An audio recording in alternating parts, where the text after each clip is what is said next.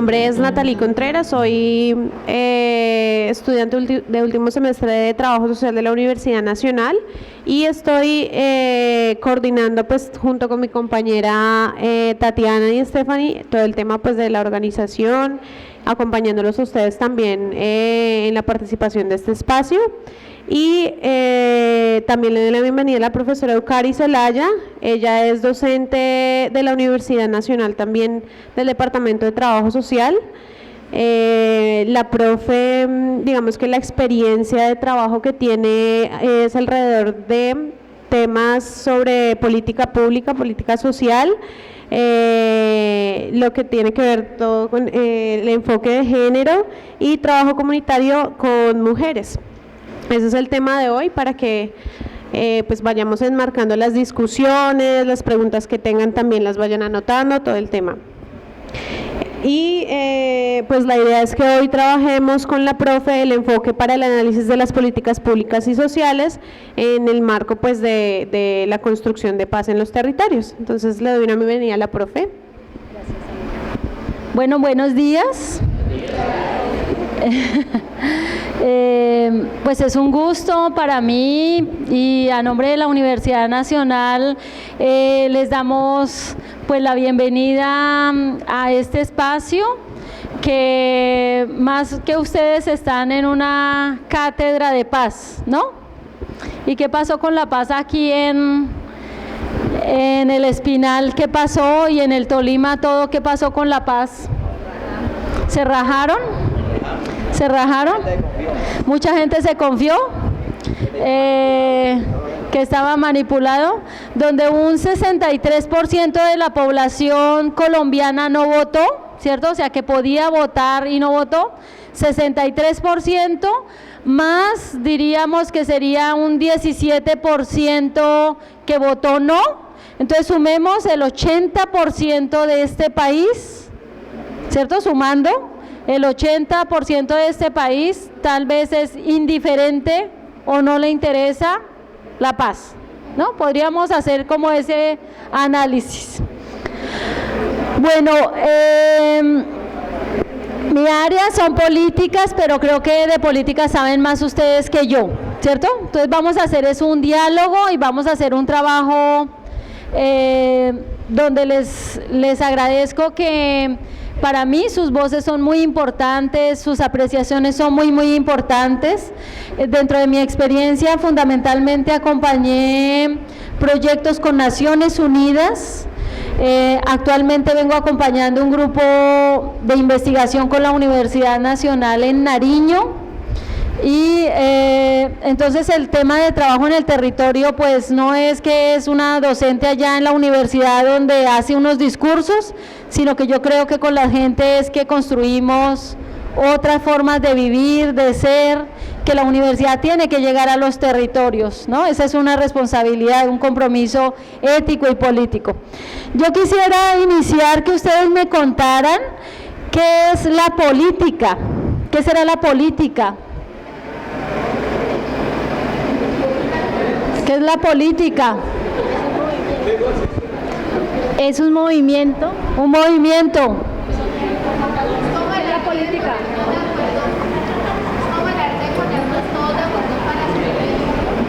El arte de ponernos de acuerdo para hacer el bien común. Se está convirtiendo en un negocio muy bueno para los colombianos.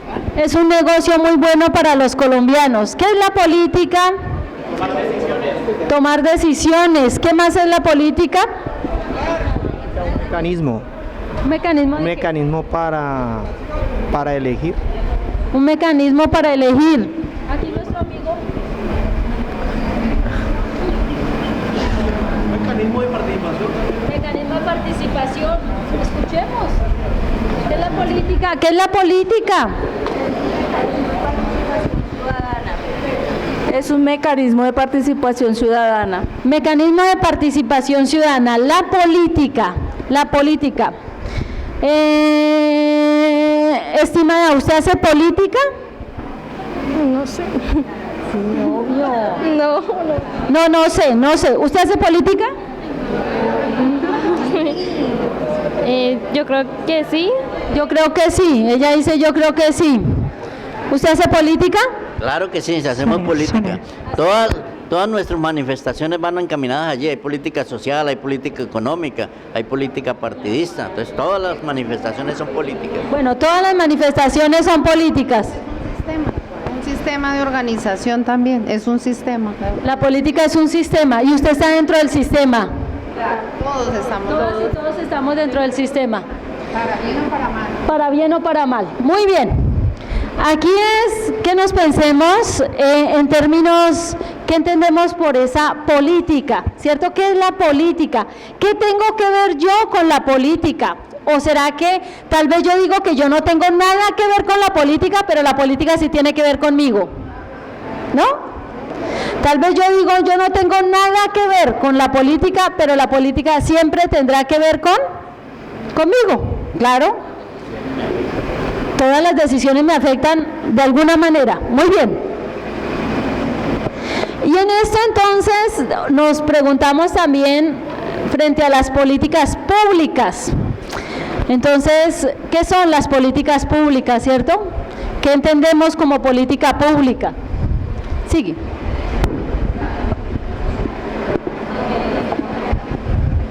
¿Qué son las políticas sociales? ¿Es lo mismo una política pública que una política social? Sigue. ¿Qué políticas conocemos? Políticas de educación. Sociales. ¿Cuál? Una política social puede ser las fundaciones. No. Política social. ¿Qué política? Políticas que conocemos. Económica, de seguridad o... La política de seguridad económica. ¿Qué política conocemos? Las familiares pueden ser. La política de familia, sí, muy bien. ¿Qué otra política conocemos? Política de salud. De salud, política de salud. Muy bien. La política de equidad y género. Política de equidad de género. Muy bien, la política de seguridad alimentar y nutricional. Sí, muy bien. SAN, muy bien. Las políticas institucionales también. Políticas institucionales, ¿cuáles, no? ¿Cuáles? ¿De cuáles instituciones? Políticas públicas son las que el Estado diseña. Políticas públicas que el Estado diseña. Bueno, para satisfacer alguna necesidad. Nos preguntamos, ¿para qué sirven las políticas, no? ¿Será que sirven para algo o no sirven para nada, cierto? Entonces algunos dicen para el desarrollo, pueden servir para algo. ¿Para qué sirve una política, estimada? Para satisfacer necesidades. Para satisfacer necesidades. ¿Para qué más? En lógica de Estado no solamente es satisfacer necesidades. En lógica de Estado no solamente, ¿no? Sigamos. ¿Quiénes participan de la política? Y ahí decimos quiénes participan de la política pública. ¿Quiénes? ¿Cierto? ¿Quiénes participan? Y entonces, en términos de qué participan, ¿no? En la formulación, en la implementación, en la ejecución. Y ahí la pregunta es, ¿qué tienen que ver esas políticas con las comunidades? ¿Cierto? ¿Existe alguna relación de esas políticas con las comunidades? Entonces, muchas de ustedes considerarán que las políticas son diseñadas allá en la alcaldía, allá en la gobernación, y que después vienen y aterrizan en las comunidades, ¿cierto? Entonces se dicen, fueron formuladas en el escritorio, ¿no? Son formuladas en el escritorio. Bueno, aquí vendrían múltiples respuestas. Resulta que en el tema de la política pública, ustedes, si se acuerdan, hacemos memoria en época del bachillerato, porque no es tan lejos, hacemos memoria cuando leíamos en el bachillerato 10º, 11, a la parte de filosofía con Platón, Aristóteles, ¿sí? Más o menos. Pues la política tenía que ver con ese poder de un pueblo, ¿no? El poder de un pueblo, la voz de un pueblo. En la época de los griegos, en la época de los socráticos, que los llamábamos, esa voz de un pueblo. Aquí nos preguntamos, ¿será que sigue siendo la política eso o no? ¿Cierto? Algunos dicen, no, nada que ver. La voz del pueblo no es la voz de los que ejercen la política. Fundamentalmente decimos que la política, y por eso entramos, es que todo ser es político mientras viva en comunidad, mientras viva en colectivo. Somos políticos. ¿Qué quiere decir eso? Que yo tengo intencionalidad. Todos mis actos tienen una intencionalidad, influyen o no influyen en las otras personas.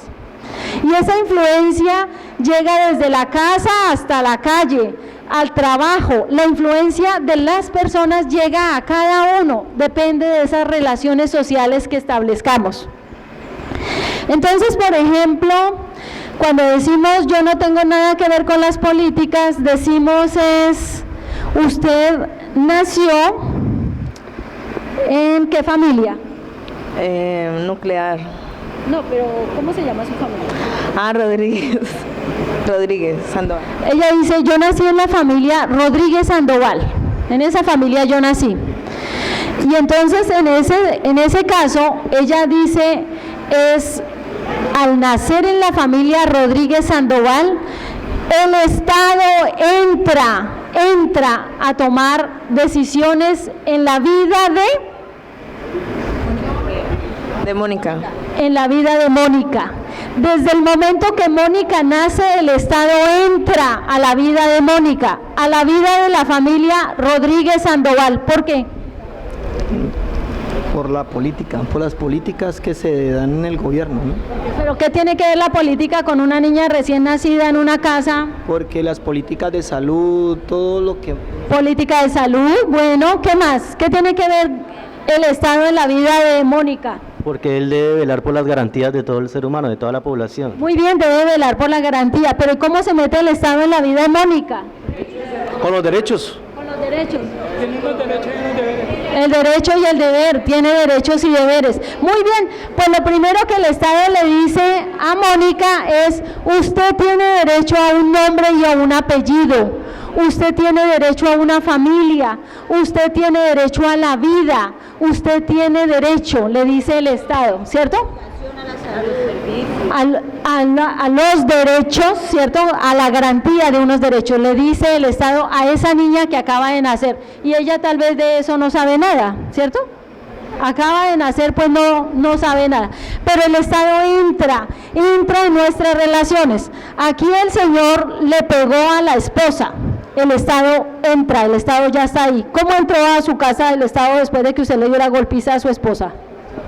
Proteger los derechos de la mujer, tomando medidas de protección hacia la mujer y principalmente eso, protegiendo los derechos de la mujer.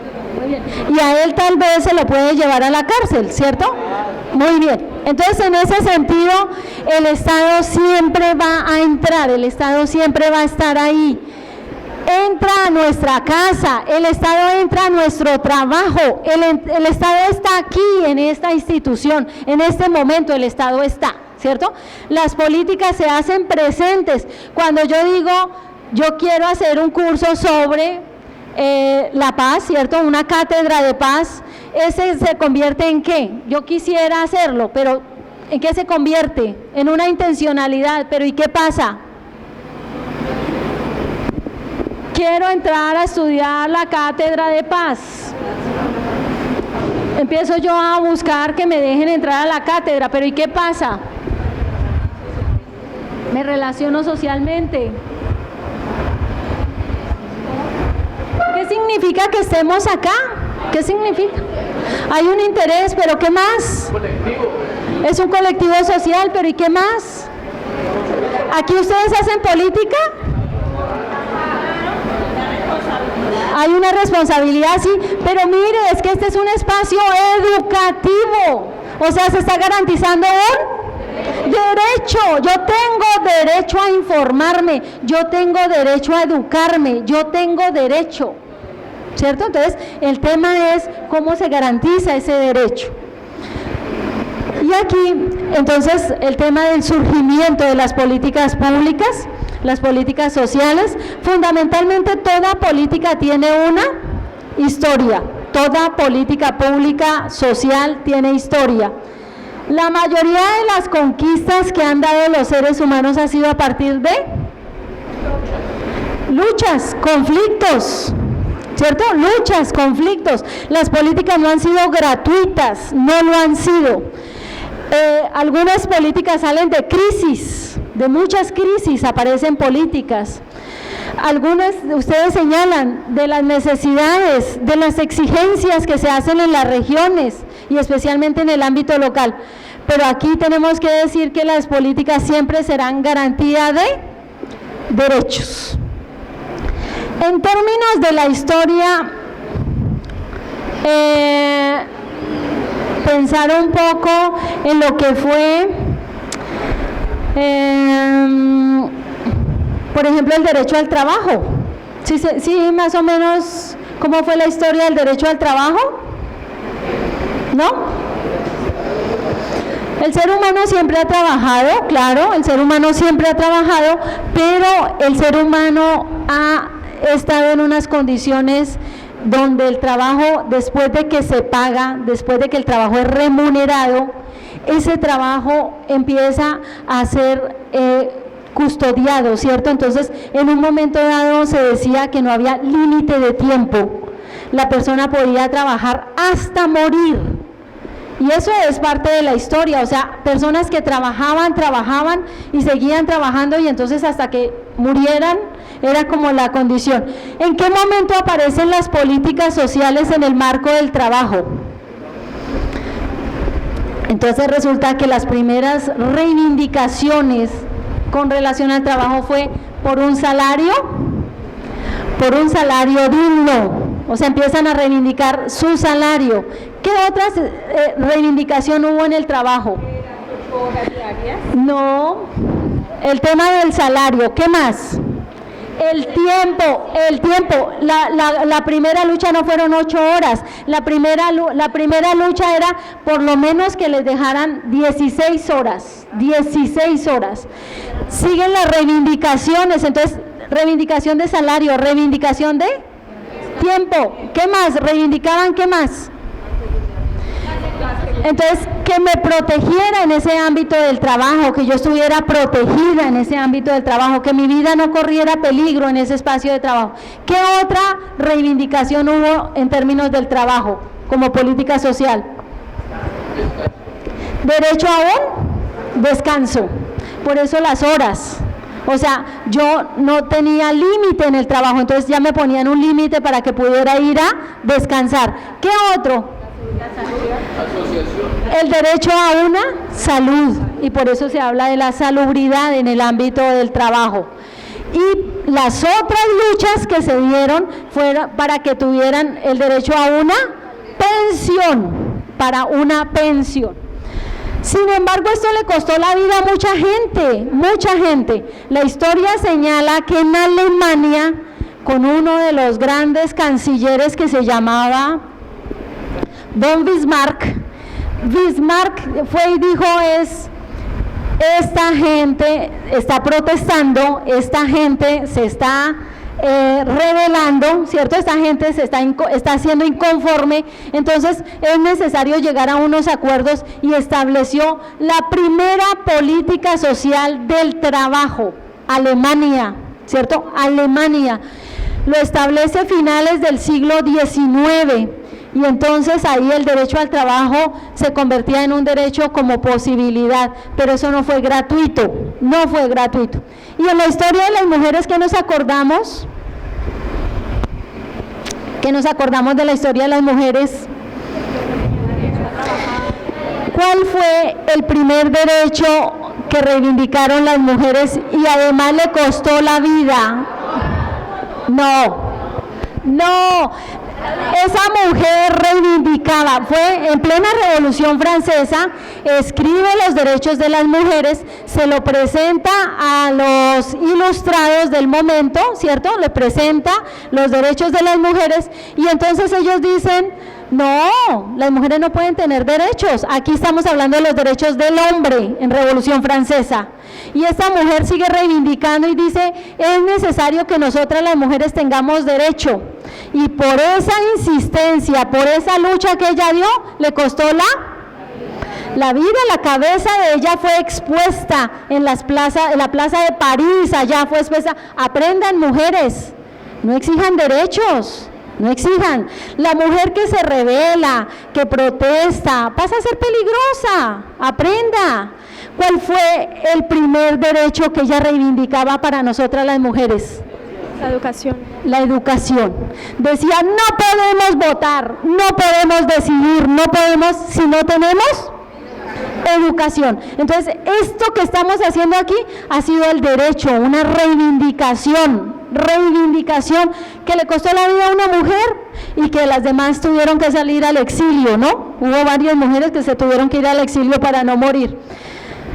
Una reivindicación. Esa mujer se llamó Olimpia, algunos le dicen Olimpia de Gouges, el derecho a la educación. Por eso entonces aquí estamos estudiando con hombres, ¿cierto? Tenemos la posibilidad de estudiar con hombres. Olimpia de Gouges. Y el tema del trabajo, igual nos costó la vida y fueron cientos de mujeres quemadas en una fábrica con sus hijos por reivindicar ahí sí las 8 horas. O sea, fue en una protesta en una fábrica donde esas mujeres fueron quemadas, más de 123 mujeres quemadas con hijos adentro, reivindicando el derecho a las 8 horas. 8 horas de trabajo, 8 horas de descanso. Son 24 horas, a ver, 8 horas de trabajo, 8 horas de descanso. Y 8 horas para, ahí se llamaban 8 horas de educación, 8 horas para dedicarle a la familia, 24 horas, o sea, 8 horas trabajaba, 8 horas podía descansar y las otras 8 horas podérselas dedicar. Algunos reivindicaban el tema de la educación, poder participar en la educación. Se reivindicaban otros derechos en términos ya de la lactancia y el bienestar de estas mujeres en condiciones dignas, ¿no?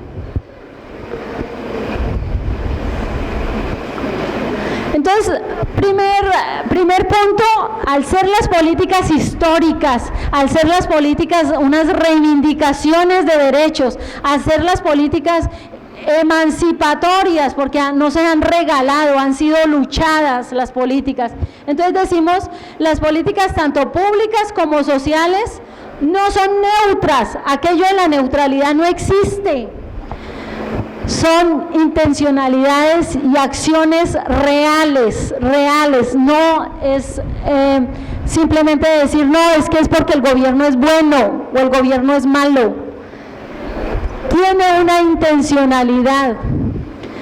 Las políticas se constituyen en un campo de relaciones de fuerza y poder. Y en eso hay un profesor de la Universidad Nacional que se llama André Noel Roth, y él dice, las políticas son conquistas permanentes, conquistas. Las políticas se constituyen en un campo, y entonces aquí dicen algunos, sirven para manipular la gente, para mantener, distribuir y restablecer relaciones en un escenario de competencia, lo decía Michel Foucault. Pero ¿cuál es el sentido de quien ejerce la política? Y en este caso es hasta qué punto yo me veo como un actor político. ¿Sí? ¿Será que me veo como un actor político? ¿Usted asume políticas desde dónde? Desde que nazco, desde que nací, ¿no? ¿Cómo ejercemos la política? ¿Cómo ejercemos esa política? Participando, sí, claro, ahí estoy participando. ¿Cómo ejerce la política? Pues como dice el señor, también participando. Participando. ¿Cómo ejerce la política? Haciendo control. Haciendo control. ¿Cómo ejerce la política?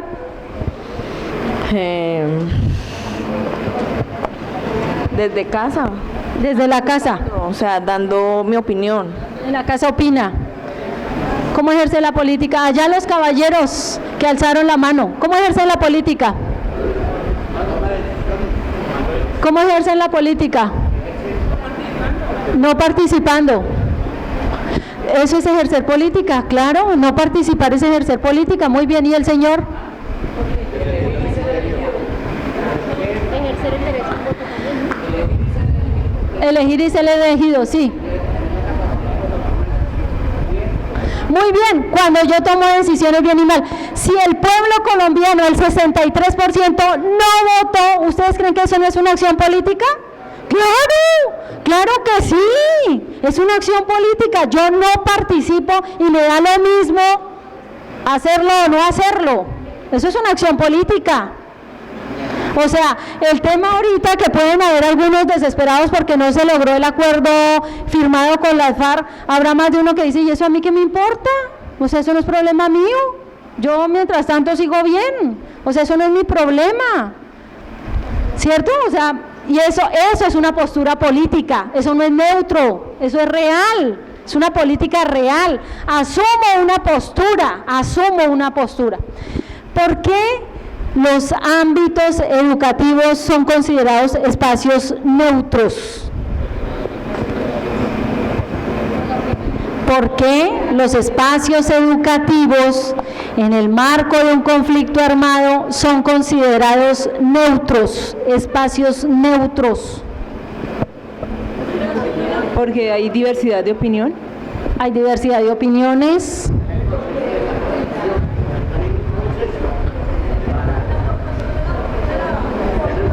No nos escuchamos. A ver, aquí, el señor no quiere gritar más. Porque se encuentran dentro de un proceso para llegar a tomar unas decisiones dentro de la academia. Bueno, por las posturas que hay que asumir. Bueno, allá mi amiga. El espacio por ejemplo, los espacios educativos es la formación de esa política individual que se forma dentro del individuo, es la formación de la política, de ese ser político. La formación de ese ser político. Las instituciones educativas en un marco de conflicto armado son espacios neutros. Porque no pueden excluir a nadie y le deben dar precisamente la participación a todos los entes. Porque la institución no debe excluir a nadie. ¿Por qué más? ¿Por qué más? ¿Y por qué se fueron de acá? Para poder escribir. Bueno. No sé. No sabemos. Aquí atrás. Pienso que como hay diversidad de pensamientos, es un escenario donde hay diferencias de pensamientos, es un sitio neutro, por decirlo así, para que no haya, o sea, no se puede como tener una acción real sobre lo que está ahí dentro de ese sitio. Muy bien. Porque se da la construcción del conocimiento. Este es un escenario de paz. O sea, cualquier institución educativa, y más en un espacio, decimos, en un gobierno, no importa, local, regional, nacional, pero especialmente estamos hablando cualquier institución educativa en Colombia, que se considera un país en lógica de conflicto. Cualquier espacio educativo es un espacio neutro. Uno, porque aquí nos tenemos que encontrar en la diversidad. Porque una institución, pues hablándolo del tema, ahí no se pueden inducir a una persona o enseñarle un tipo de política, porque precisamente es neutral. O sea, aquí por lo menos lo que he visto es que nos hemos respetado tanto los que decimos que sí como los que decimos que no. Aquí ustedes nunca nos han dicho tienen que votar por sí o tienen que votar por no, por ser un neutral. Ya. Más allá de eso, este espacio se constituye en la posibilidad de que podamos dialogar, en la posibilidad de que se constituya en un espacio de ideas, de debates. Pero lo más importante es que aquí en un espacio educativo, no importa que sea un jardín, un colegio, una universidad, no importa, no deben entrar actores armados. O sea, por decir lo que digo no me van a matar. ¿no? Se dice que es un espacio neutro porque aquí no hay armas. La única arma que tendríamos sería la palabra, decirlo. Pero por eso se constituye el ámbito educativo en un espacio neutro, de neutralidad, donde podemos decirnos muchas cosas, pero de ahí a decir que por lo que usted dijo le va a correr la vida, no. Aquí tenemos la posibilidad de expresar ideas, pensamientos, posturas.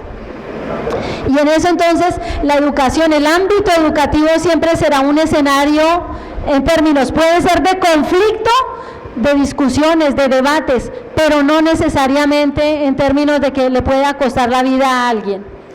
Por eso se dice, el ámbito universitario, el ámbito académico, las escuelas, los colegios son espacios neutros en el marco de un conflicto armado.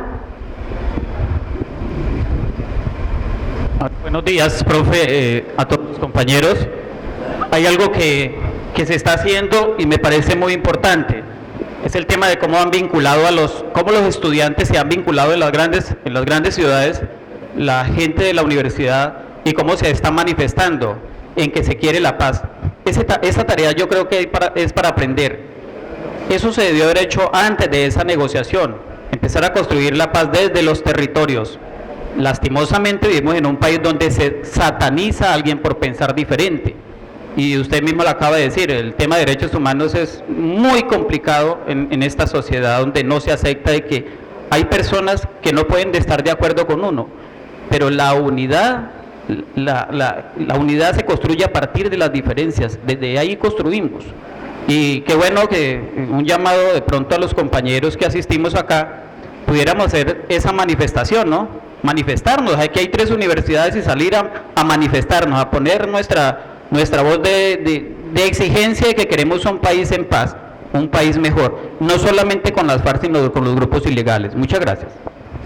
Bueno, la idea es que sea un espacio, y aquí inclusive yo digo, bueno, si nos pusiéramos cada uno, así como yo les pregunto, para usted qué es la política, pues cada uno tendrá una visión de qué es para usted la paz. O sea, ¿por qué vengo a esta cátedra? ¿Qué me interesa de la paz? Algunos dirán, es que yo no tengo paz en mi vida, no tengo paz en mi existencia, no tengo paz en mi casa.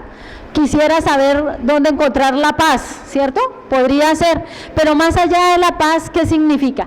Este escenario entonces es un espacio neutro. Los hospitales son espacios neutros, o sea, un hospital jamás va a ser un escenario de guerra, jamás, son espacios neutros. Entonces, en términos de las neutralidades, cuando hablamos de eso, la educación y la salud se constituyen en derechos que se deben garantizar independientemente de sea quien sea, o sea, tiene derecho por ser ciudadano, por ser persona.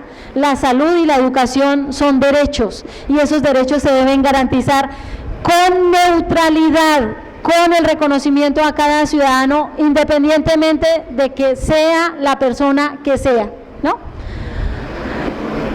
Aquí venimos a decir en un Estado social de derecho, un Estado como, podríamos decir un Estado como el colombiano, un Estado social de derecho, se espera que las políticas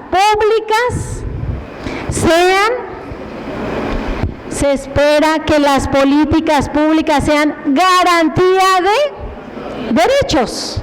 O sea, el Estado diseña una política, pero para garantizarle los derechos a las personas. Ese es el marco de un Estado social de derecho. Y entonces decimos, claro, ¿qué significa? Se constituyen en el marco fundamental para legislar las acciones públicas. El Estado debe contar con unos principios que son mínimos para gobernar. Hay un marco normativo que rige y dirige esas acciones. Por tanto, entonces, eso esperaríamos de un Estado social de derecho, decir cómo ese Estado debe garantizar los derechos de las personas. Y la pregunta es, ¿el Estado garantiza los derechos? ¿cierto? Las políticas que dirige el Estado colombiano van en garantía de los derechos. ¿Cómo? No todos, bueno, hay muchas fallas. Ustedes, vuelvo a la pregunta, ¿ustedes consideran que en el Estado social de derecho colombiano las políticas que se trazan en este país es para garantizar nuestros derechos?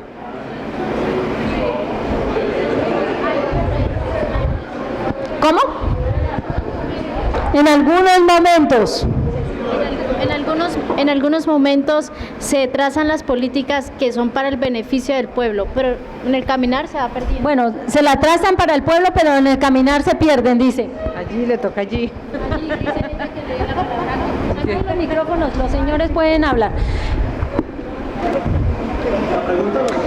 En este país hay un Estado social de derecho. En este país se formulan políticas para garantizar los derechos. Esa es la pregunta, ¿no? Allá va el micrófono. ¿Ahí? ¿No? ¿Ah?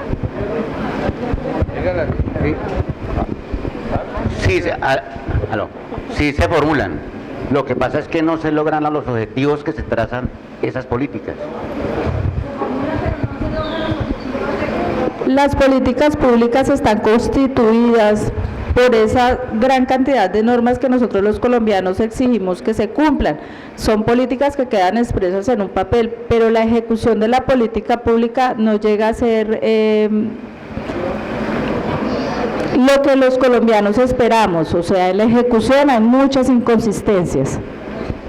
Profe, acá, el tema de salud. Usted nos hablaba de es un derecho neutro.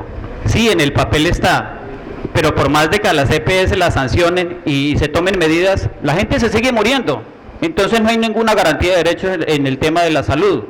Si es un derecho, y usted escucha muchas veces, con todo respeto a los amigos abogados, dicen, no, es que usted el Estado no le puede garantizar a usted la salud. Entonces se crea la norma y se crean las cosas en contra de las normas. Y qué bueno que se den estos debates. Aquí, personalmente, el derecho a la salud está, pero no se cumple, porque de la salud han hecho un negocio, y ese negocio le genera mucho dinero a los intermediarios, a los tipos que contratan con estas empresas. Démonos cuenta del resultado que estamos viviendo, la crisis de los hospitales, de dónde el hospital se va a poder sostener, el país va a colapsar, pero las personas no quieren tomar conciencia de eso. Qué bueno que nosotros despertáramos y nos manifestáramos frente a esos temas. Allá hay otro. Gracias. Sí, al igual que como dice el compañero, también lo vemos en el tema de las políticas públicas que se han creado para el tema de equidad y género. Démonos cuenta que, como decía ahorita la doctora, a través de los años se ha venido tratando de ganar espacios. Y aquí nosotros a nivel de Colombia hemos ganado muchos espacios, por ejemplo con la ley 1257, que es una garantía que dice que para que nosotras las mujeres tengamos una vida libre de violencia, pero está muy linda esa ley y está plasmada, o sea, hay una buena intención de esa política pública. Realmente, empezar a implementarla es muy difícil, porque ni siquiera hoy en día en el aparato administrativo del municipio existe una secretaría de la mujer que debería existir para encargarse de estos temas. Entonces es muy difícil la implementación de la política. Bueno, entonces pueden haber muchas políticas formuladas, como señalan, pero la implementación, la ejecución se queda corta. Ese es un problema, pero lo otro es cuando consideramos que el derecho pasa a ser un servicio. Cuando es un servicio, ese servicio hay que pagarlo. A usted se le presta el servicio, por tanto usted tiene que preguntar ¿cuánto cuesta? Claro, entonces si yo digo yo tengo derecho a la salud, le dicen sí, pero aquí le prestan el servicio. O sea, aquello que se pensaba como derecho, resulto recibiéndolo como un servicio, y depende de cómo usted pague, recibe el servicio. Entonces ahí decimos cómo se han desdibujado, cómo han desaparecido los derechos. los derechos, o sea, las políticas realmente nos están garantizando derechos, o las políticas entonces en momentos se desdibujan y aparecen institucionalizadas a través de terceros buscando ganar dinero, claro. Entonces, aquí en términos del escenario latinoamericano, y para no demorarnos mucho, en Latinoamérica, países como Argentina y Brasil son muy particulares, porque cuando decimos que en la universidad pública, entonces yo les decía, es que en la Universidad Nacional los estudiantes tienen que pagar el semestre, entonces no es pública. No, claro que sí es pública, la Universidad Nacional de Colombia. No, pero ¿y entonces por qué pagan? Entonces, pues porque hay que pagar, o sea, entonces no es pública, porque lo público se sostiene con los impuestos. Entonces dicen, entonces, ¿en qué se gastan los impuestos? O sea, si es pública, ¿qué hacen con los impuestos? ¿En qué se gastan los impuestos?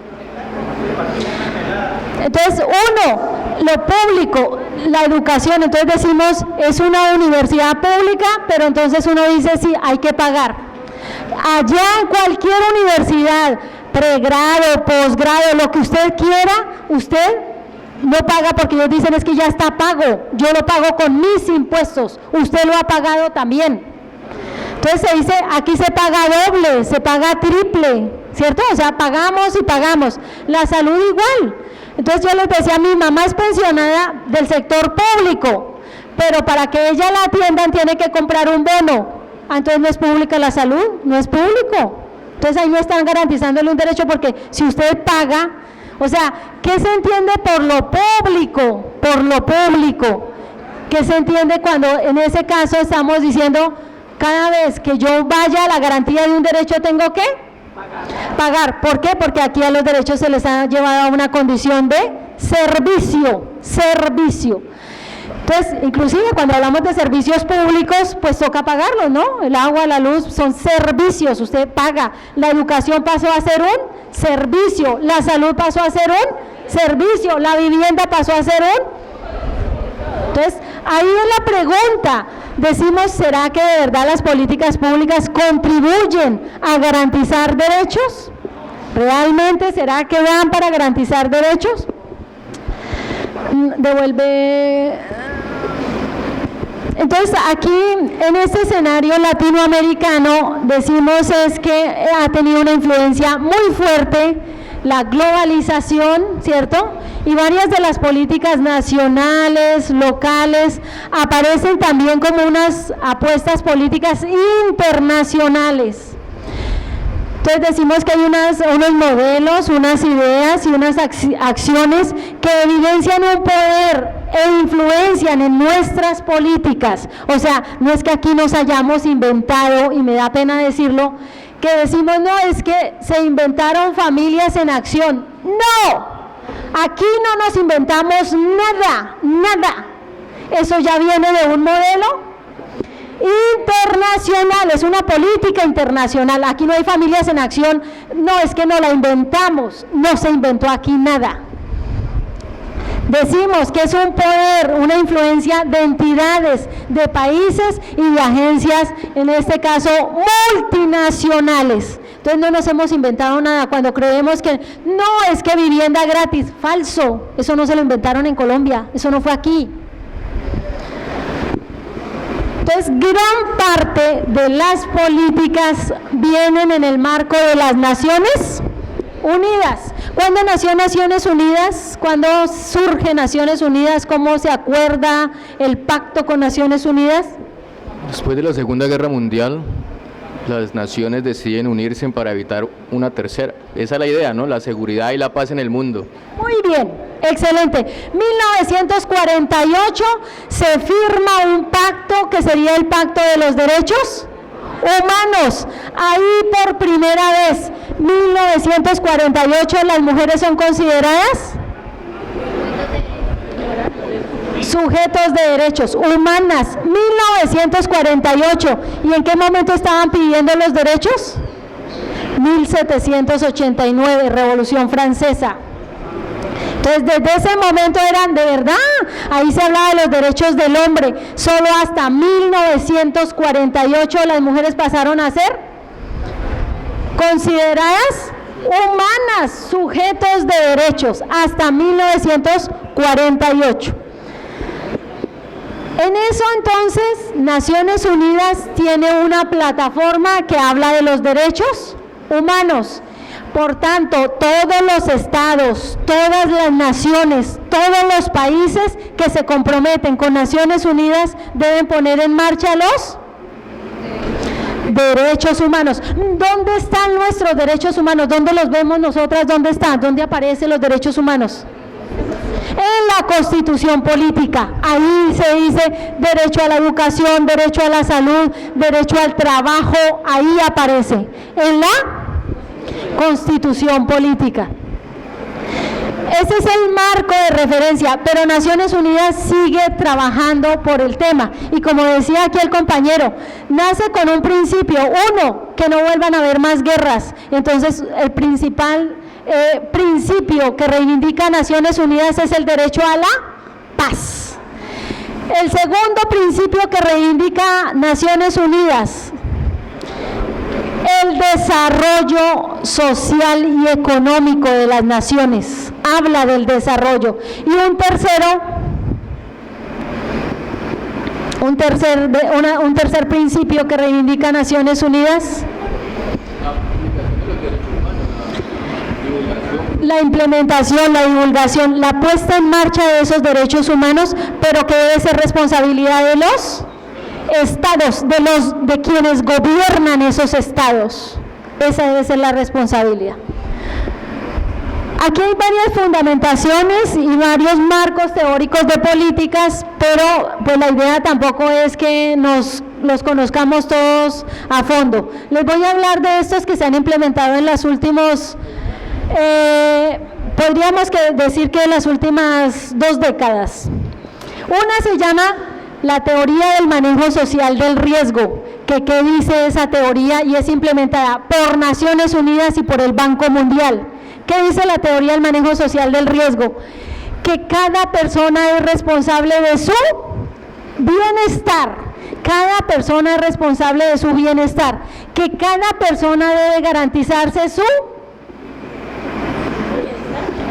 bienestar y sus derechos. Cada persona, esto no es responsabilidad. Entonces dice, no, cada persona. Entonces, ¿cómo usted se protege? Le dice el Banco Mundial a las naciones. Usted tiene que implementar una política de protección social. Adivine cuál fue el primer país en implementar esa política de protección social. Muy bien, Colombia lo implementó. Y entonces, ¿qué dice esa política de protección social? Cada uno debe implementar, ¿cierto? Cada uno debe garantizar su derecho y especialmente un derecho al bienestar. Y en eso entonces les pregunto, ¿cómo yo me cuido, cómo yo me protejo a título individual?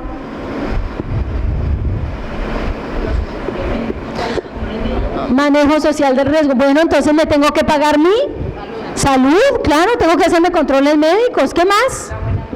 Tengo que comer bien. Bueno, entonces cómprese su buena alimentación, bien. ¿Qué más? Tengo que tener un estilo de vida saludable, tengo que hacer deporte. Yo no tanto, pero sí hay que hacer deporte, recreación, muy bien. Pero eso es problema suyo, problema suyo. ¿Qué más? Me tengo que vestir, eso, y se quiere poner ropa elegante, problema suyo. ¿Qué más? Recreación, pagar. Páguese la recreación, páguesela. Educación, ¿usted quiere educar bien? Páguelo, muy bien. Más allá de eso, entonces resulta que en el marco de la seguridad social, ¿cierto? Porque es la política de protección social que le diseña el Banco Mundial y que Colombia la implementa, le dice es, todas las personas están en riesgo y Colombia es un país de riesgo. Entonces, habrían riesgos como, por ejemplo, que haya un terremoto y que estemos en peligro y que podamos morir. Hay un peligro de que usted se quede sin trabajo y eso es un problema individual, acuérdense que son problemas individuales. Un terremoto, se quedó sin trabajo, ¿qué más puede pasar? Se quemó la casa, tuvo un accidente individual, ¿no? O sea, individual. Entonces, ¿qué dice el Banco Mundial? Todas las personas deberían comprarse en un seguro. Asegure su casa, asegure la vida, asegúrese. O sea, porque todos, y ahí aparece la palabra que ustedes utilizan y que se utiliza generalmente, y se dice, no, es que yo trabajo con personas vulnerables. El Banco Mundial dijo, falso, todos somos vulnerables, todos, porque usted está en peligro, por tanto debe comprar su seguro. Asegúrese. Política de protección social. Muy bien. Claro, entonces, en esa lógica, y les estoy hablando que donde conocí por primera vez esa política no fue aquí en Colombia, la presentó el ministro de Protección Social de ese momento en el gobierno de Álvaro Uribe, la presentó en un encuentro de ministros en Sao Paulo y todo el mundo lo aplaudía. ¡Qué maravilla! Y aquí en Colombia no teníamos ni idea que eso se venía, ni idea. Protección social, todos y todas somos vulnerables, por tanto cómprese un seguro, asegúrese. Esa es una política de la protección social y es eminentemente individual. Aparece otra política que se llama el universalismo básico. Esa política es la que en estos momentos se ha implementado para toda América Latina, y les hablo de México hasta Chile, allá hasta la Patagonia de Argentina, donde se pelean en el pequeño territorio entre Chile y Argentina, allá hasta la Patagonia. Se llama universalismo básico y está aquí en Colombia. Aquí está ese universalismo básico. ¿Quién financia esa política? Prácticamente el Banco Interamericano de Desarrollo, la CEPAL, con Naciones Unidas. ¿Qué dice el universalismo básico? ¿Sí me van acompañando o no? ¿O están perdidas? ¿Vamos bien?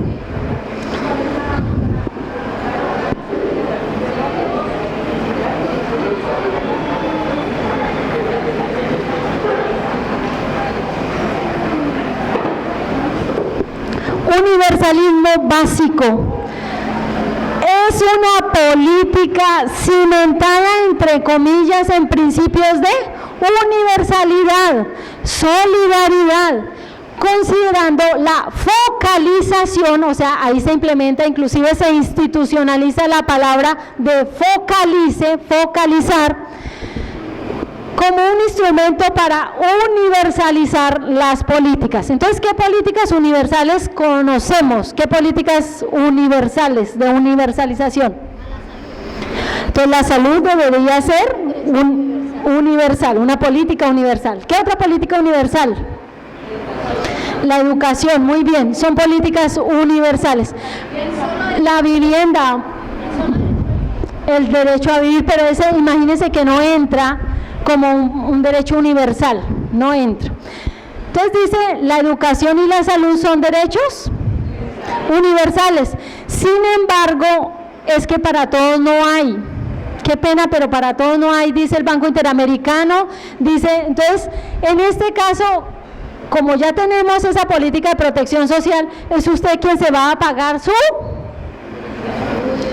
su salud, su educación, es usted. Y quienes no puedan, a ellos hay que universalizarlos. Entonces a ellos hay que darles ese derecho, entre comillas, o garantizarle ese servicio, Entonces, aquí como aparece la palabra focalizar, es pensar a quienes se focaliza, a quienes se debe focalizar para darles esos derechos. Entonces dicen, se van a focalizar a partir de unas características. En Colombia, entonces por eso decimos que no nos inventamos nada. En Colombia se llama Familias en Acción. ¿Cómo se llamará en México? ¿Cómo se llama en Brasil? ¿Cómo se llama en Chile? ¿Cómo se llama en Argentina? Se llaman, entonces, muy parecido. En Brasil, que yo conocí todo el proceso, se llama Bolsa Familia. Bolsa Familia. El tema, aquí le decimos jóvenes en acción, allá se llaman Jovens in Acción. Jovens in Acción. O sea, todo aparece porque es una política. El modelo es el mismo, la propuesta. Muy bien, y así, pero más allá de eso, tenemos esa política así, pero ustedes saben que es con unos dineros, y esos dineros los da el Banco Interamericano de Desarrollo, y que cuándo los va a pagar el país, porque son créditos. Banco es que él me presta, Banco Interamericano de Desarrollo. O sea, Familias en Acción es una deuda, es un préstamo, claro, lo tenemos que pagar. Eso se paga, eso no es que tan generoso, me dio esta platica, no, el país se está endeudando. Al día siguiente del plebiscito, ¿ustedes vieron el valor de la deuda externa? La deuda externa en este país prácticamente se duplicó, algunos dicen que se llega a triplicar. La situación en este país es de deuda, o sea, estamos endeudados hasta los tuétanos. Mi abuela es de esta tierra del Tolima, mi abuela, mis abuelos son tolimenses, yo soy parte de este Tolima grande, y entonces mi abuela decía, no mija, cuando nace un niño, él viene con pan y pedazo y arepa debajo del brazo, ¿no? Eso era, no mija, un niño es con pan y pedazo y arepa debajo del brazo. Ahorita el niño nace ¿con qué? ¿Con qué nace el niño? Debajo del brazo. Muy bien, con un pagaré, claro. En Bogotá sabemos que la última línea del Transmilenio la terminamos de pagar en el 2070. La última que se construyó se termina de pagar, una que va por la 1026, esa última, 2070 la terminamos de pagar. Calculemos cuántas deudas vamos a seguir, y entonces el tema, cuando un niño nace con un pagaré viene en blanco, y viene en blanco.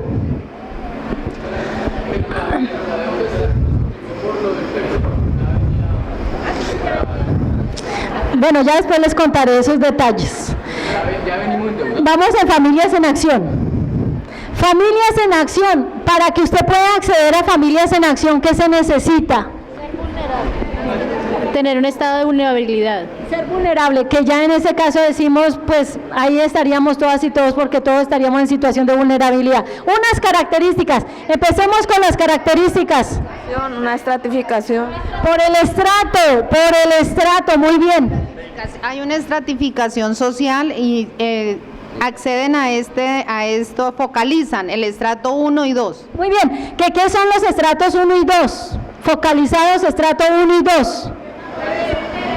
Que demuestren que son pobres. Demuestre usted que es pobre. Si usted no es pobre, no tiene derecho. Hay que focalizarlo. Entonces, demuestre que es pobre. Segundo. Que tenga muchos hijos, porque eso se volvió el negocio del siglo. Sí. Qué pena. Muchos hijos, que se volvió el negocio del siglo. En la medida en que tenga más hijos, más plata. Entonces, señora, ¿cuántos hijos tiene? 3, 4, no, quedó por fuera. Pero si usted dice que tiene ¿cuántos? 8, 10. 8, 10, bueno, ¿quién tiene más? ¿Quién tiene más? ¿No? Muy bien. ¿Qué otro? Tercero. Muy bien. Otro punto. Resulta que ella dice que es víctima del conflicto. Tercer punto, un puntico más. Sígale para poder acceder al subsidio, porque acuérdese que usted tiene que estar focalizada. ¿Qué otro? Que vive en un corregimiento alejado de la urbanización. Bueno, desplazada. Desmovilizada. Desmovilizada, podría ser, claro, podría ser. ¿Quién más? ¿Qué más? Población etnia. Muy bien, porque viene de una población étnica, entonces ella es una mujer indígena, afro, campesina. Bueno, ¿qué más? Los desplazados. Ya. Eso, es cabeza de familia. También otro puntico más. ¿Quién más? ¿Quién más da? Sufrió un accidente, muy bien, entonces la señora otro puntico más. No tiene ingresos. No tiene ingresos, pues claro, lo primero que demuestra es que es pobre. ¿El señor qué dice? Tiene una discapacidad, otro punto más, muy bien, la señora ya casi se le va a entregar el subsidio, va a ser favorecida, es de las que va a estar focalizada. ¿Qué más? La señora dice que no sabe leer y escribir. La señora dice que le mataron el marido. La señora dice que aparte de los 8 hijos que tiene acá, tiene 2 por allá perdidos, ¿cierto? Entonces el MISO es cómo se focaliza, mujeres, hombres, familias, niños y niñas, ¿cierto? Entonces, en la medida en que usted demuestre que es merecedora, entre comillas, de ese universalismo básico, entonces a usted se le va a entregar un subsidio. Recibe un subsidio, ¿no? Va a recibir un subsidio.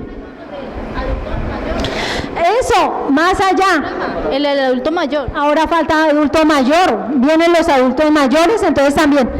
Entonces, otro subsidio, claro. Ahí viene todo lo que son subsidios. Pero acuérdese, en la lógica de la política, mientras usted se paga, entonces usted tiene cómo vivir y no hay problema, pero si usted no tiene esas condiciones va a entrar en la focalización, o sea, en la relación, en la focalización. Mire, por allá, por acá, sí. Yo sí tengo una pregunta. Lo que pasa es que haciendo referencia a las características para acceder a Más Familias en Acción, nombra unas que están incorporadas, pero más para lograr ese estrato socioeconómico, porque no por ser madre cabeza de hogar va a entrar a Más Familias en Acción. Tengo entendido eso. Entonces, no por tener una discapacidad, entra Más Familias en Acción. Sencillamente que eso ya va como en la encuesta que hace el CISBEN y ya lo categorizan y entra entonces en esa estratificación. Entonces sí me parece como puntual aclararlo. Otra cosa, no toda la cantidad de niños que tenga una familia entran a Más Familias en Acción. Solamente 1 por nutrición y 3 por educación. Así tenga 10, 8, 20. Eso es lo que tengo entendido. Bueno, ahí yo le aclaro, con lo de Familias en Acción es que dependen de los puntajes, o sea, en eso se va categorizando y por eso se señala es que cada condición en la que ella se encuentre o en términos de familias, ¿cierto? En términos de familias le da puntaje. O sea, se tiene que evaluar el puntaje de las familias para poder acceder, porque hay familias que dicen, si alguien trabaja en esa casa y tiene una seguridad social, podría quedar en fuera la familia, porque ya la familia tiene cómo sostenerse en términos de un trabajo. Por eso, pero eso ya no entraría, digamos, como en la categorización o la clasificación para Más Familias en Acción, sino ya Planeación Nacional, que es quien arroja esos resultados. Los puntajes, sí, son puntajes. Y los puntajes, tengo entendido que era por puntaje cuando era Familias en Acción. Hoy en día, por ser ley de la República, se llama Más Familias en Acción y se hace por un rango de puntaje de acuerdo si es rural o urbano, y dependiendo de la categorización del municipio. ¿Y cuántas familias hay en Colombia en esas Más Familias? Bueno, digamos que es mismo Familias en Acción, solo que le pusieron Más Familias por el segundo mandato, ¿no? El segundo mandato. Y claro, asumir continuidad del proyecto. ¿Cuántas familias hay en Colombia en Más Familias en Acción? ¿Cuántas? Si somos 45 millones de colombianos, más o menos, ¿cuántas personas se benefician? ¿Cuántas personas se benefician? Personas, no estamos hablando de personas. No, 10 millones de personas están en Más Familias en Acción, más de 10 millones de personas, fue el último reporte. Profe, quisiera hacerle una pregunta, es la siguiente. O sea, lo que uno trata de entender es que el Banco Interamericano de Desarrollo y Fomento, el Banco Mundial y el Fondo Monetario Internacional vendrían siendo carteles de represión. O sea, condicionan a los estados qué tienen que hacer. Y los estados tienen que ajustarse a las condiciones del Fondo Monetario Internacional. Y lo que uno ve es que la situación nuestra es oscura, no tenemos solución de nada. Yo escuché hace 20 días la deuda externa, 260.000 millones de dólares, es una cantidad de plata. ¿Cuándo la pagamos? El tema de la locomotora minero-energética. Esas son condiciones del Fondo Monetario Internacional. Los países como el nuestro tienen que ajustarse a las condiciones que ellos imponen. Venga de derecha, venga de izquierda, tienen que ajustarse. Y eso no lo hemos podido nosotros ni siquiera asimilar, porque está en juego algo que es preocupante, es el tema del agua. Uno dice indistintamente las concesiones del río Magdalena a una multinacional china, y esas concesiones son por 20 años, 18 centrales eléctricas, 50 microcentrales, y así nos vamos para el sur del Tolima, el río Amoyá, son proyectos multinacionales para generación de energía eléctrica. O sea, indistintamente nosotros no sabemos para dónde coger, profe. Quisiéramos, ojalá, escuchar de usted esa fórmula mágica. ¿Qué hacer frente a eso? Gracias. Vamos a dar la fórmula. Vuelvo e insisto, es que las políticas, volviendo otra vez, ¿qué es política? ¿De dónde surgen las políticas?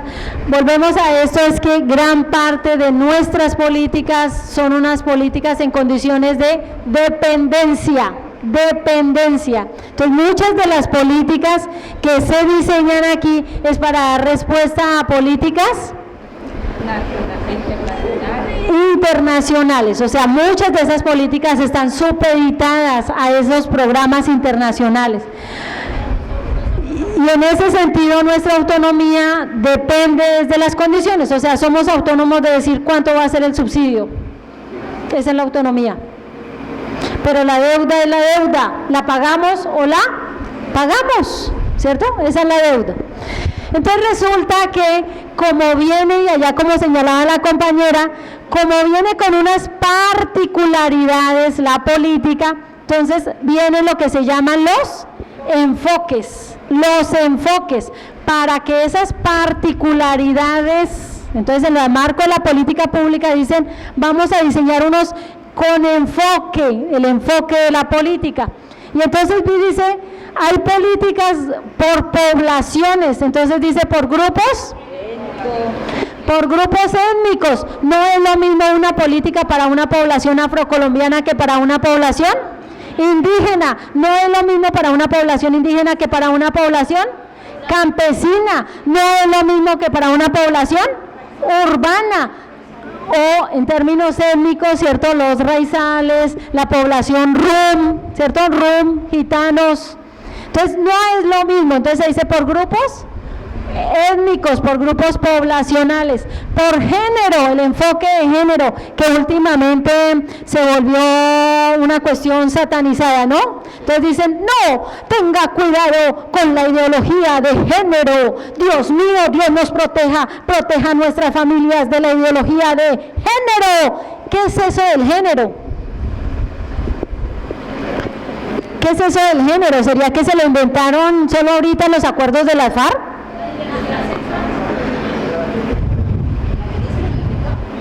La ministra se la inventó. No, malas noticias, aquí no nos inventamos nada. Vuelvo y le digo que no nos inventamos nada. Otra vez, no nos hemos inventado nada.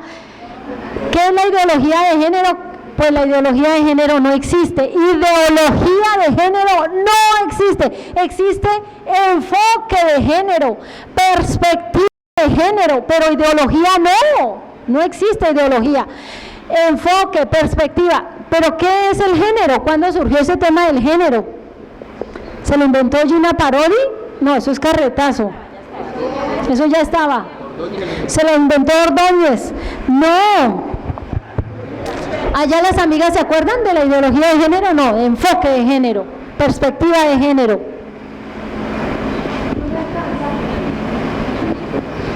Ellas sí se acuerdan. Hagamos memoria. No, sí, dejemos, porque es que yo como aquí. Perspectiva de género, enfoque de género. Ánimo, ánimo, ánimo.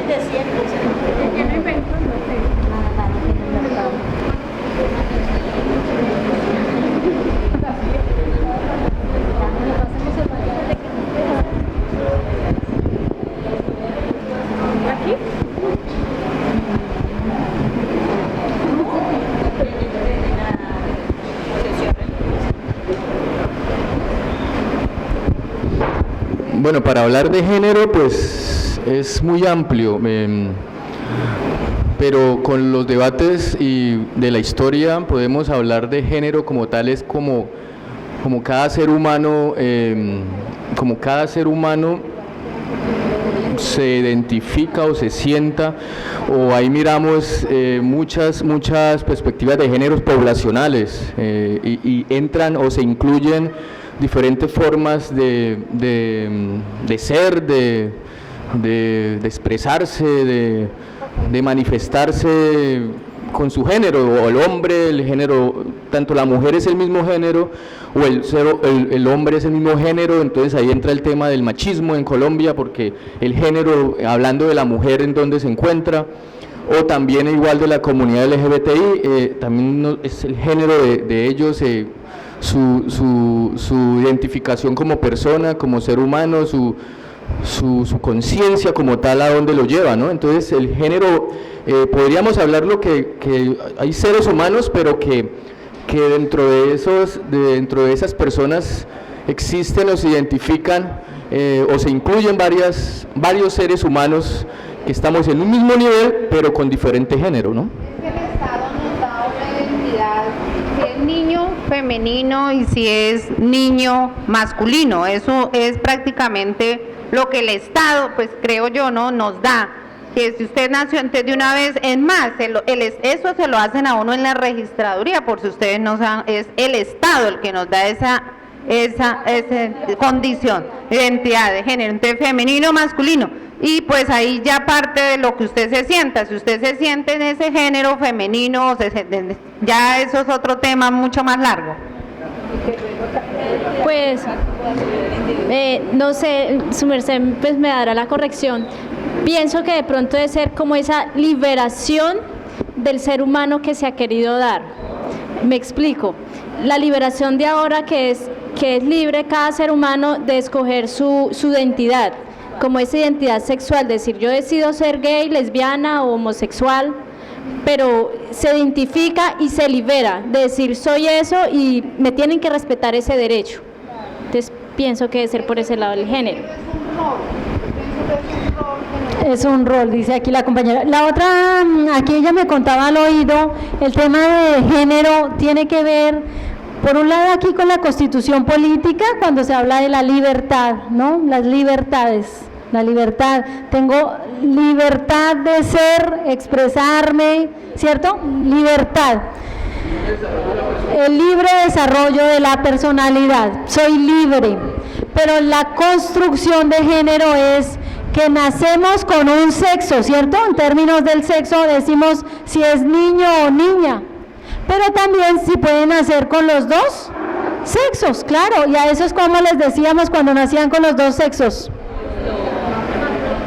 Hermafroditas, ahora son intersexuales, ¿cierto? Nacen con los dos sexos en términos biológicos, o sea, el tema de la biología humana, pero estamos diciendo es cuando se afirma y la Constitución ahí lo señala, pero sobre todo el tema de cómo entra la política pública, es claro, usted nació niño o nació niña, hombre o mujer, y cuando decimos es que el género es una construcción, o sea, construimos las relaciones humanas, las relaciones sociales. Entonces hay hombres que usted les escucha y dice, es que yo nací en este cuerpo, pero este cuerpo no es el que yo quiero, no me veo en este cuerpo, ¿cierto? No soy en este cuerpo.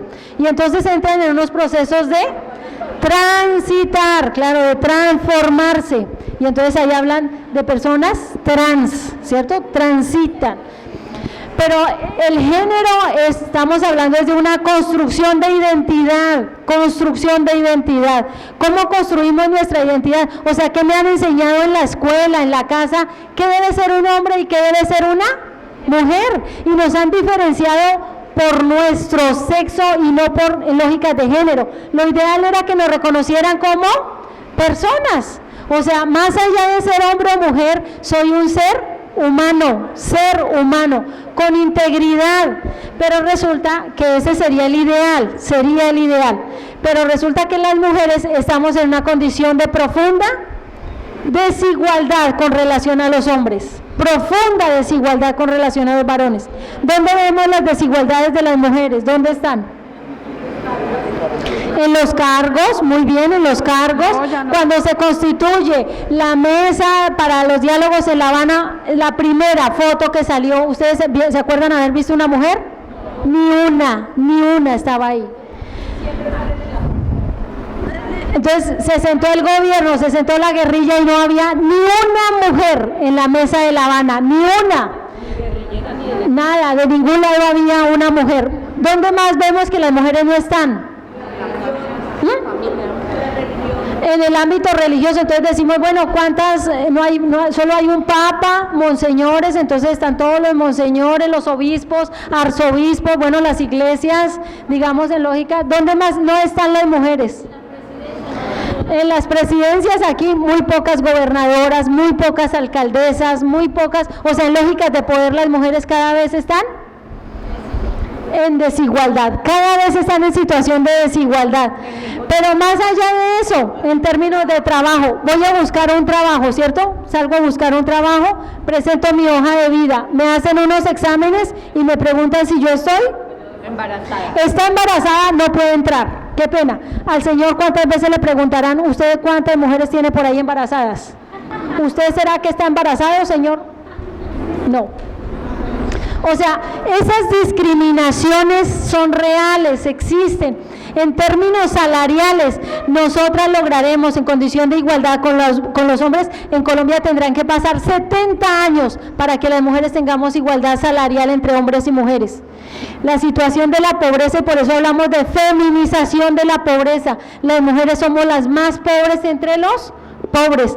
El último informe 2011 que sacó Naciones Unidas para conmemorar 100 años del Día Internacional de la Mujer, que es un 8 de marzo, decía cuántas mujeres tienen fortuna, riqueza en el mundo, con relación, si fuera 100%, ¿cuántos hombres y mujeres? ¿El porcentaje cuál sería? ¿Mínimo? ¿Qué es mínimo? 50-50 no es. La riqueza del mundo, la concentración de la riqueza. Es más, cometemos el error nomás casándonos que no hacemos las capitulaciones ni nada. Y de una vez entregamos parte de lo, entregamos casi todo. Pues la mala noticia es que la riqueza, la concentración de la riqueza está 99% en los hombres, 1% en las mujeres. O sea, cuando hablamos de riqueza estamos diciendo quiénes son los dueños de los bancos en el mundo, quiénes son los dueños de la tecnología en el mundo, de las minas en el mundo. ¿Quiénes son los dueños? ¿Mujeres? De la misma legislación. Allá nuestra amiga va a hablar, pero no me alcanza el micrófono. Allá no. La misma legislación, los hombres legislan para hombres, no para nosotras. Aquí ellos están. Profe, en los análisis situacionales de salud, quienes nos enfermamos más somos las mujeres. De hecho, el mismo Estado ha exigido a las entidades públicas que haya cierto, es como una ley, es una norma de que cierto, por decir, si hay 100 funcionarios hombres, debe haber un porcentaje en mujeres. Entonces se ha vuelto más ley que nosotras mismas impulsemos a que la mujer ocupe esos cargos o que eleve el número de cargos dentro de las instituciones públicas.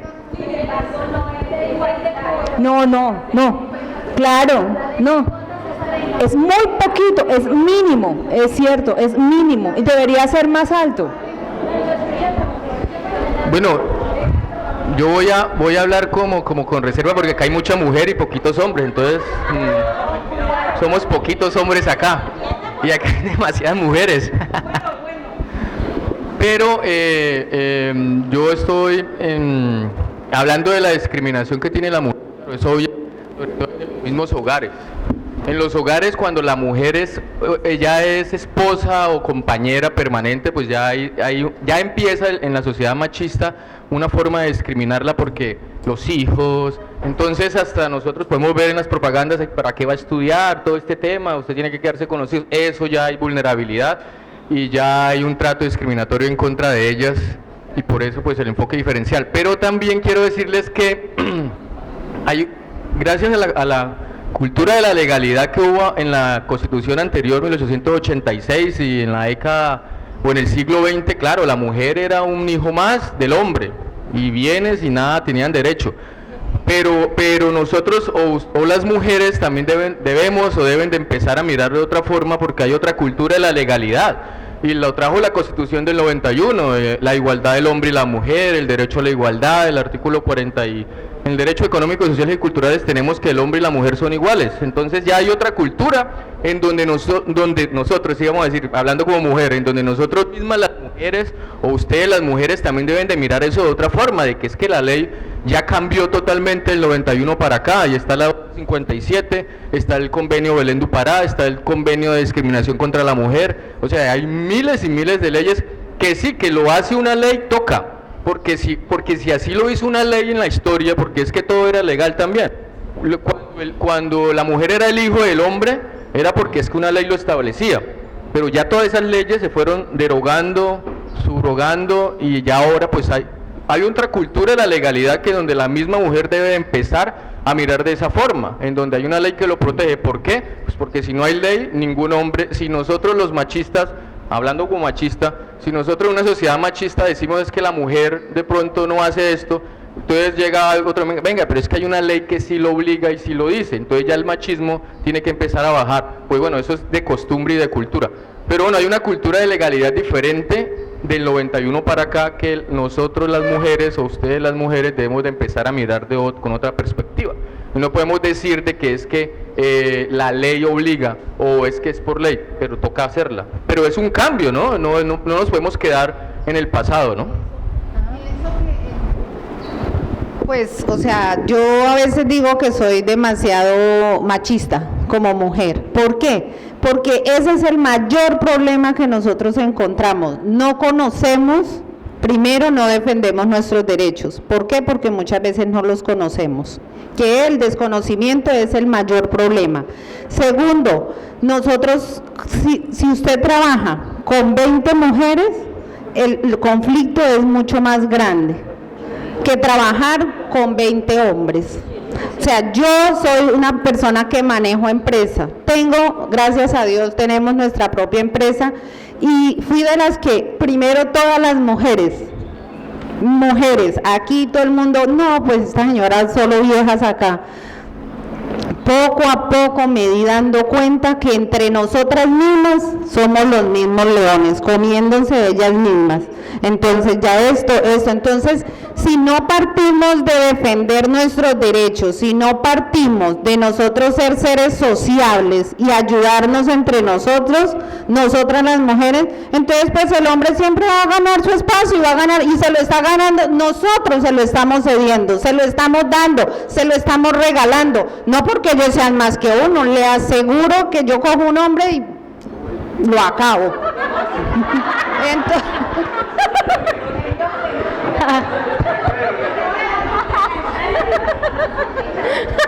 no, ella está hablando de la lógica de la empresa, o sea, en términos de competencia empresarial.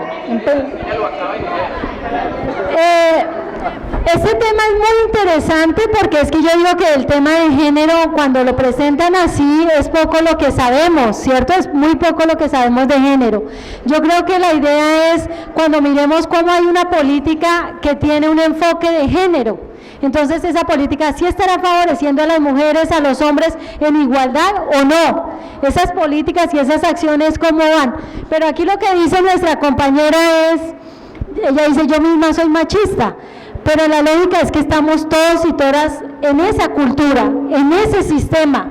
Es cómo cambiar esa cultura, cómo cambiar ese sistema. A los hombres no les interesa ceder privilegios, no le interesa eso de que hágase cargo del niño, no, pero pues es que ese es problema suyo, o sea, yo sé que es mi hijo, pero eso es problema suyo, o sea, yo, ¿cierto? Lléveselo a su mamá, claro, pero entonces el tema de decir, ¿cómo yo ejerzo esa paternidad? ¿No? El hombre, ¿cómo ejerce la paternidad? El derecho al cuidado, a cuidar a otro. Entonces, ¿cómo nos pensamos también que las políticas y especialmente el enfoque de género puede cambiar? Cambia. No es una cuestión de que porque nació mujer o nació hombre. No, decimos si nos mantuviéramos en esa situación, entonces no habría ni una mujer en este espacio, ni una. Porque lo que decía Napoleón es que las mujeres tienen el mismo cerebro de un retardado mental.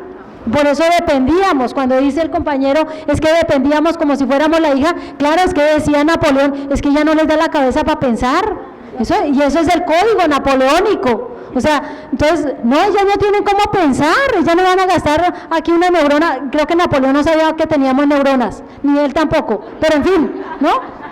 Pero es eso, allá no, allá la palabra y allá la palabra, aquí la palabra. Primero allá él tenía hace rato, no, pero es que él quiere hace rato, pero nadie lo había visto.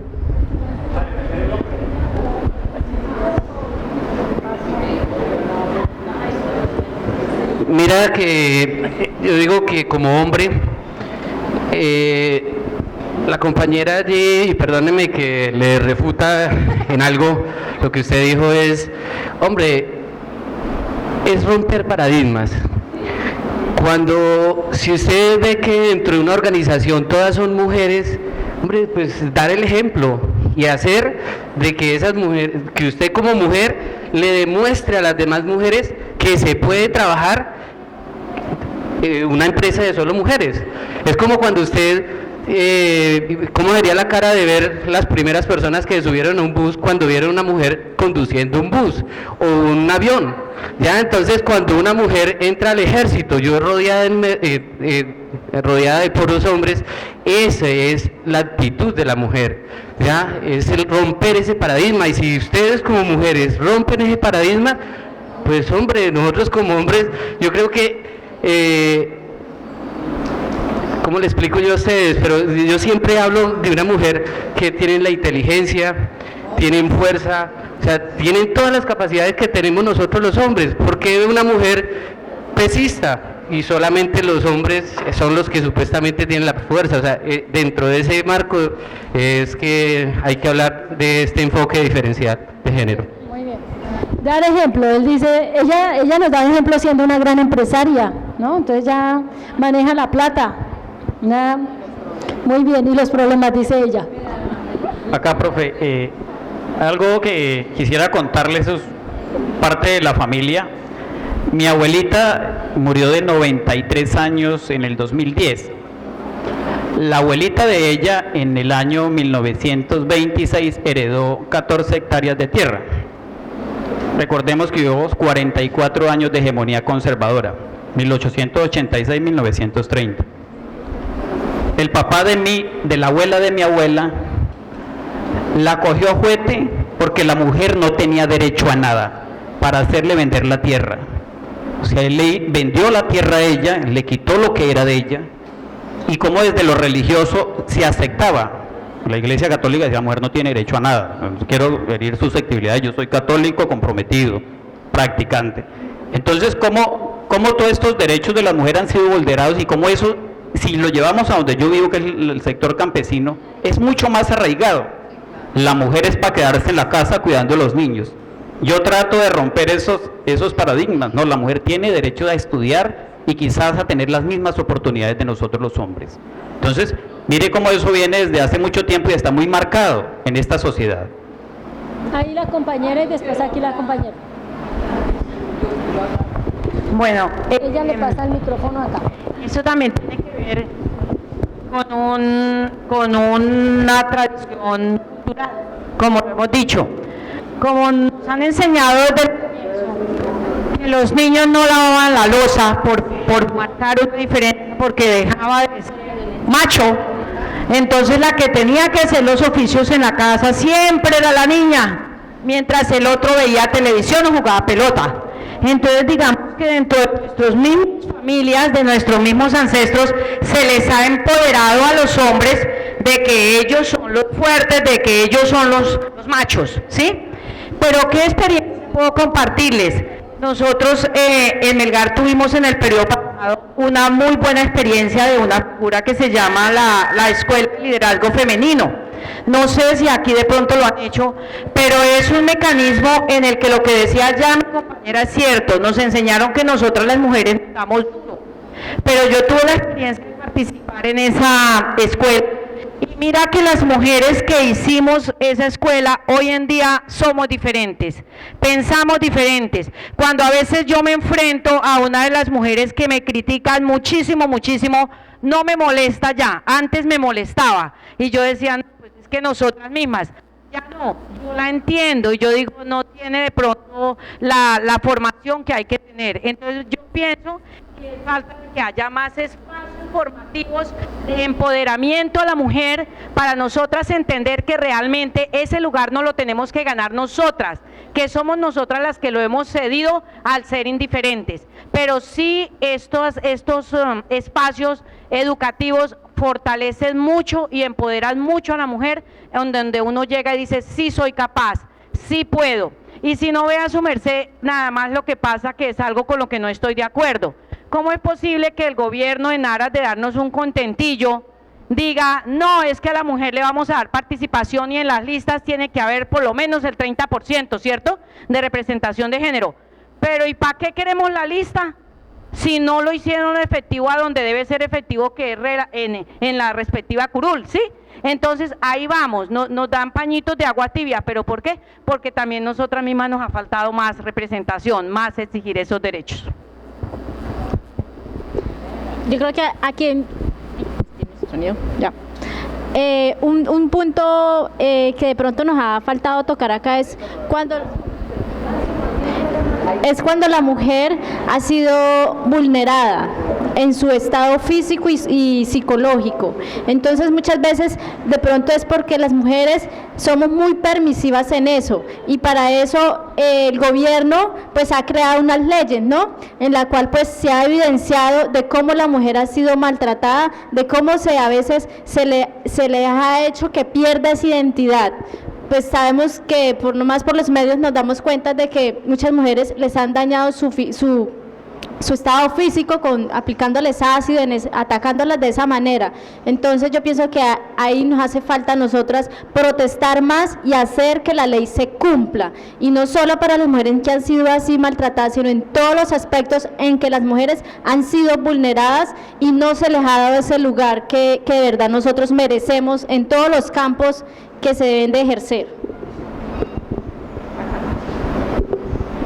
Bueno, yo pienso que, para no repetir lo que ya han dicho todas mis compañeras, compañeros, pienso que en nuestra sociedad nos está haciendo mucho daño algunos medios de comunicación, en donde son algunos en donde también nos están vulnerando nuestros derechos, y ustedes saben que ellos masifican toda la información, volviendo al ejemplo de esa propaganda donde está golpeada, pero llega hasta únicamente el punto de la sumisión y la mentira de parte de ella a la familia. Pero ¿en dónde critico la propaganda? En que no va más allá, en que no muestran qué debe hacer ella para realmente salir de esa situación. La dejan ahí en incógnita, como que siga dejándose. Entonces los medios de comunicación han contribuido de una manera muy nociva, algunos, no digo todos. Pienso que también en la parte de protesta tenemos la obligación de a los medios nosotros llevar esas propuestas para que no se nos sigan vulnerando. Y la otra parte es que definitivamente el cambio de actitud de nosotros las mujeres frente a todas las áreas. Pienso que casi la gran mayoría de las áreas están dadas en el deporte, en la política, en todas las empresas, pero nos falta mucha organización como mujer. Nos falta, y les voy a colocar un ejemplo muy sencillo. El 8 de marzo, ¿qué día se celebra? Dice la gente, se celebra. No puede ser una celebración, sino que es una conmemoración de más de 143 mujeres que fueron incineradas. Sin embargo, la gran mayoría de mujeres muy tristes porque su novio, su esposo, no las invitó a almorzar, no le dio una rosita o no le dijo feliz día. Cuando lo que tenemos que hacer ese día son foros, conversatorios sobre los derechos de la mujer, porque realmente ese día se conmemora en la muerte. Y ese día tiene que, de pasar de la muerte, pasar a la libertad de la mujer, de esos derechos laborales, derechos de familia, que en ese momento estaban pues totalmente atropellados. Entonces, a ver, un viva para las mujeres, profe. Y para los hombres, porque sin ellos no podríamos vivir.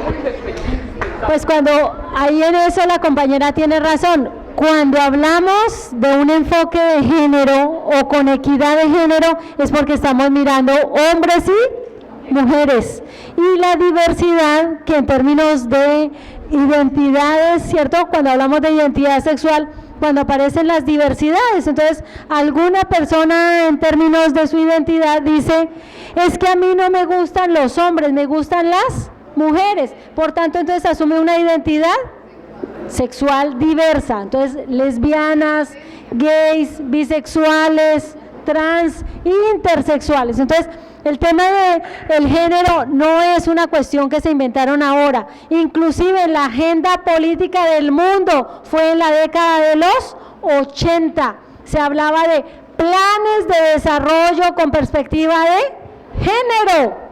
Década de los 80, entonces yo digo ahora escuchar a senadores, escuchar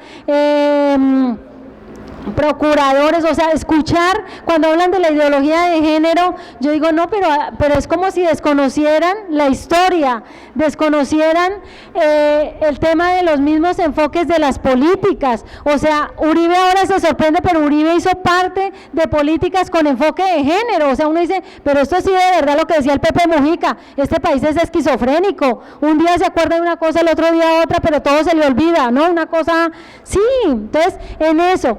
Cuando hablamos de grupos etarios, los enfoques van para población joven, para niños y niñas, para adultos mayores, o sea, cada enfoque tiene, y entonces claro, para población joven, adolescente, niños, niñas, se está posicionando una política y que ustedes después se acordarán de mí. Esa política viene caminando por América Latina, sobre todo desde procesos de organización y personas que se afirman en situación diferenciada, porque no les gusta que les digan que son discapacitados, dice somos diferentes. Cuando alguien dice, es que esa persona, bueno, hay un amigo cercano, trabajador social, que es ciego y dice, a mí no me gusta que me digan, es que él tiene una discapacidad y es invidente. Él tiene una discapacidad que no le permite, dice, ¿por qué no dice que soy ciego? Soy ciego, pero es que el mundo no ve las cosas como yo las veo. Esas personas no tienen la capacidad de verme a mí como yo veo el mundo. Los ciegos son otros, yo no soy. Entonces nos devuelve y nos dice, ¿realmente quién es el que no quiere ver? ¿Realmente soy yo o son ellos los que no me quieren ver? ¿Cierto? O sea, es una dinámica. Entonces, en eso se está creando en estos momentos una política que se llama la política del cuidado, y esa política está caminando por toda América Latina. Ya donde se formuló como una política de Estado fue en Uruguay. Uruguay tiene política del cuidado y viene caminando por toda América Latina, especialmente países que tienen población adulta mayor, personas con situación de discapacidad. Entonces es una política muy interesante que vale la pena conocer. políticas particulares con enfoque, entonces aquí había con enfoque para población en situación de desplazamiento, para población en situación de riesgo, pero también había, se planteaban como políticas para víctimas. Vendrían políticas para personas que estaban en el conflicto, para personas desmovilizadas, o sea, vienen con unas particularidades y ahí vienen todos esos enfoques. Ahorita se está señalando es que ojalá, y bueno, esa era la apuesta y por eso la cátedra, que hubiesen enfoques de paz, con enfoque de paz, o sea, cualquier política. ¿Y cuál es el enfoque de la paz? Y en eso entonces ustedes serían los encargados, las encargadas de trabajar políticas públicas en torno a la paz. Desde el movimiento de mujeres señalamos es que nosotras tenemos el derecho a una vida libre de violencia y el derecho a la paz, a una vida segura. Entonces, pues la mala noticia es que, y aquí para hombres y mujeres en Colombia se viola a una mujer, ¿cierto? Violencia en términos de acceso carnal violento, en términos sexuales, cada 42 minutos en Colombia una mujer es violada, cada 42 minutos. Y una mujer es asesinada, en promedio se dice que diariamente son asesinadas entre 2 y 3 mujeres en este país. O sea, mientras nosotros estamos hablando hoy, transcurre el día, ha sido más o menos 2, 3 mujeres que han asesinado.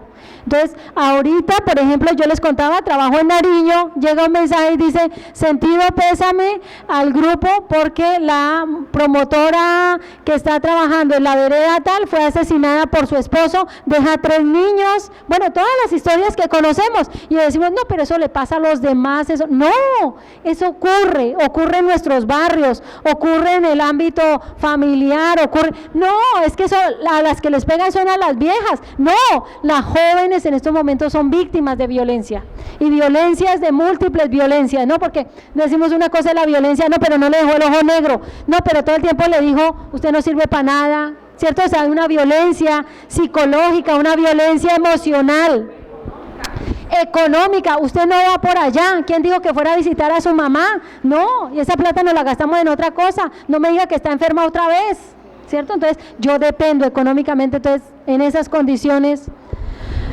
Bueno, estimadas, estimados, entonces lo primero que tenemos que hacer es que en el marco de las políticas públicas, lo primero, la primera fórmula, como decían por allá, la primera fórmula es que tenemos que saber de dónde viene esa política, de dónde. Yo tengo que estar informado, tener conocimiento, no es que digan, oiga, pero agradezca que llegó aquí este subsidio, pero no sea desagradecida, no, un momentico, porque eso nos va a tocar pagarlo, si no lo pago yo, lo pagarán mis hijos, mis nietos, ¿cierto? O sea, no es un regalo, no lo es. Decían que para que Santos se reeligiera, llenaron estadios, y les decían, si ustedes no votan por Santos, van a perder el subsidio. Boyacá fue uno de los que más llenó estadios, y todas las mujeres, no, yo no quiero perder el subsidio, no, imagínense,